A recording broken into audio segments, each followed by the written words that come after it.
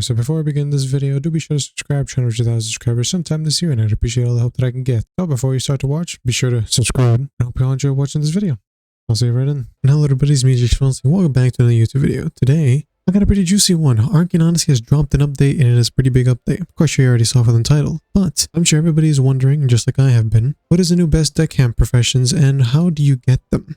Well, I'll be explaining that on this video, so do buckle up and get ready for a lot of information to be spewed into your face. But I will try to keep it short.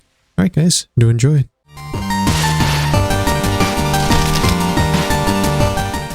Now that you're all finished done with the intro there, let's get to it. So, Arcane Odyssey dropped an update recently which changed deckhands entirely. They no longer are hired via fame, and they no longer come in different rarities.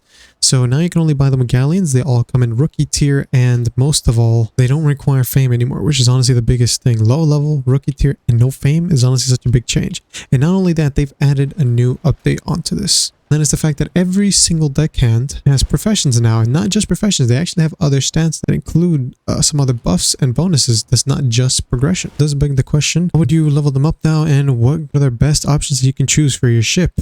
The new deckhand professions, what would you choose and how would you rank them up now? So for starters, to level up your new deckhands from rookie tier, you'd actually have to go sink ships.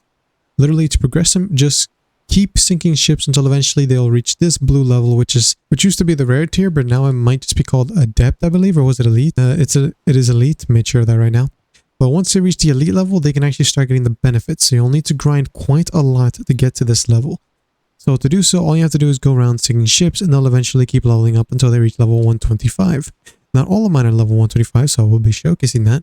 Sinking one ship can give them a few levels each time, and once they reach certain levels, they unlock new thresholds, new things that they can do. Like in this case, once they reach elite, you can actually choose a profession for them. In this case, I chose chef for this profession. Let's get all the professions out of the way. So, the new professions that's been added into the game that deckhands all have are, for starters, there's the cannoneer, the navigator, the shipbuilder, the enchanter, the chef, and the merchant. And they all have their own buffs, and each one will benefit your ship in different ways. But there is some that in most cases will be better than others, right? I'll just get the two that I think are going to probably be in every single ship, almost in every single ship, due to how extremely good they are. And the first one everybody knows is the shipbuilder one. The shipbuilder isn't a passive ability, it is an active, which by the way, each profession has their own active or passive abilities. In this case, the shipbuilder profession is an active ability in which when you're driving your ship, you press it, it'll repair your ship. And repair your ship is a certain percent of the HP, and it'll increase the repair bonus from repair hammers. And the next one I think is the enchanter.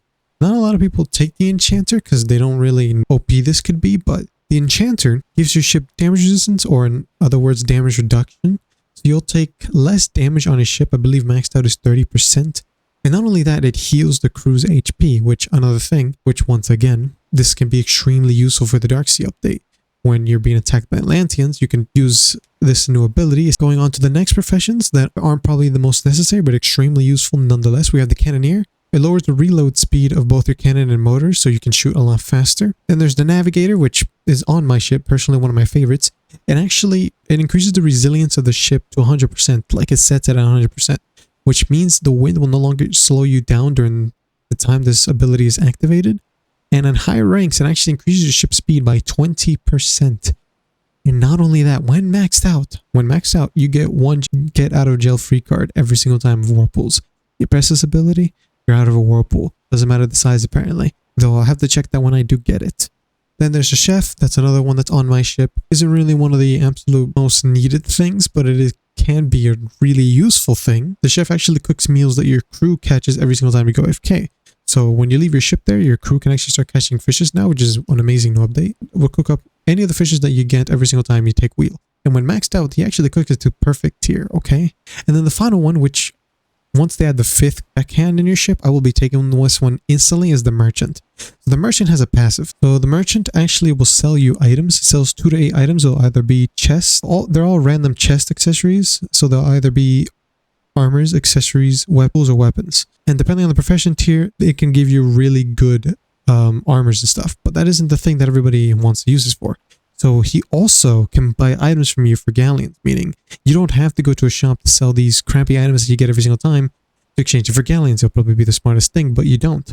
use the shop to increase the loyalty for your crew members, because they'll most likely take some of the items that this guy sells, and you can use it to sell your own items and galleons back. It's a pretty good exchange, which is why the merchant will most likely be, for most endgame players who end up understanding this, will be used a lot.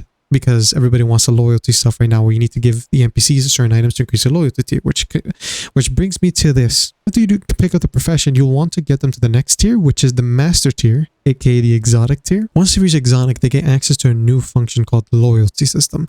The loyalty system gives you benefits based on how loyal they are, and the only way to get these benefits is to give them items that they want. And these benefits, by the way, can be either cosmetic or really useful. So the first loyalty tier that you can bring them up to is medium. It'll allow you to access the artifact function, which the artifacts are new items you can get from sunken chests, so chests that are underwater. So once you get into medium, you can unlock the first artifact. The second, which is great, allows you to change their style and color changes. The next one is devoted. It gives them access to a second artifact. And then the final one is dedicated. The dedicated is another cosmetic one, but it allows you to give them any item that you have from your inventory, and they'll wear it until you take it back, which is pretty cool. That pretty much just sums up everything in the new Deckhands update, which is absolutely amazing, by the way. The Deckhands have been super useful now. It is still a little hard, and especially since Deckhands don't take fame or galleons once you hire them, each profession requires certain things to upgrade them, by the way. I almost skipped over this. For example, that I have is the navigator. He takes clearstone and notebooks. Notebooks are super easy to get, but clearstone, on the other hand, might be a little hard. Each time you give them this stuff to increase their profession level, it'll cost more and more. Like at the current rank that I am for chef, he takes, as you see, he takes 30 pepper spice and 30 mushroom orbs, which is, the herbs are super easy, but the pepper spice is a little annoying.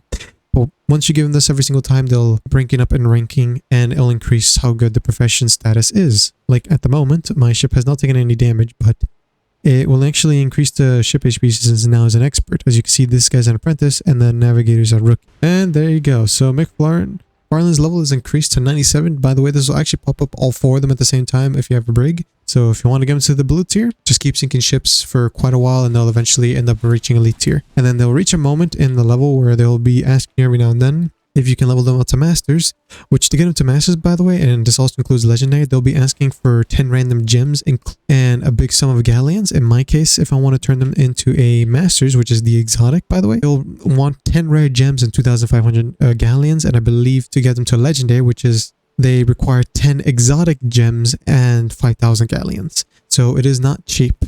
But yeah, okay, that pretty much just sums up this video, guys. So I hope you all enjoyed watching this quick little Deckhands video. There really wasn't much they added with this update. I'll cover the other Dark Sea stuff that they added in a later video, because they did actually add a few extra Dark Sea islands.